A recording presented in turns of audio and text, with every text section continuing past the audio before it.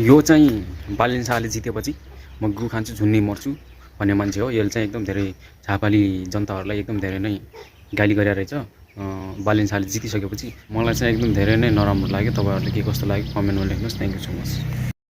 म झुलिएर मर्दिन्छु, बालेन शाह 5 नम्बरबाट चुनाव लड्दैन। म तपाईको गुनी खाइदिन्छु। ए भनेको चुनाव लडे भने नै तपाई झुन्डेर मर्ने? झुन्डिएर मर्ने हैन, उले लड्दैन क्या। गु पनि खाने? गु खाइदिन्छु तपाईको। अगर बालेन शाह गएर झापामा गएर बाको गिरिया जिल्लामा चुनाव लड्यो भने यति म तपाईलाई ठोकुवा दिन्छु। किनभने बालेनलाई थाहा छ नि जहाँ भेटो त्यहाँ यदि बालेन शाहले झापा 5 वटा उम्मेदवार दियो भने तपाईलाई जसले पनि खुवाइदिदा भयो। अनि बालेन शाह खुवाइदिदा भयो भयो। तपाई रोकछेक छैन। यो भिडियो चाहिँ भाइरल बनाउनु, तपाईहरुले यस्तै भिडियोलाई चाहिँ भाइरल बनाउने। सुन्नु यता, तिमीहरू भतुवाहरूलाई विशेष गरी दमकका खापेहरूलाई विकास धेरै भयो। अब बालेन शाहलाई टर्च खोज्दै हिँड। अब बालेन शाहले चुनाव जितेको होइन, त्यो अमेरिकाले जितेको।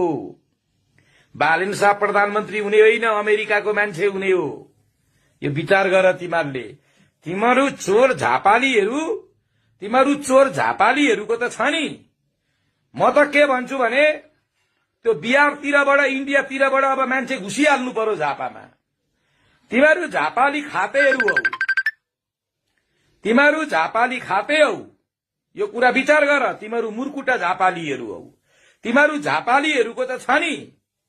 तिमीहरू झापालीहरूले छ नि आफ्ना छोरा छोरी आफू आफ्ना श्रीमती सबै बेचिसक्यो खापे हो।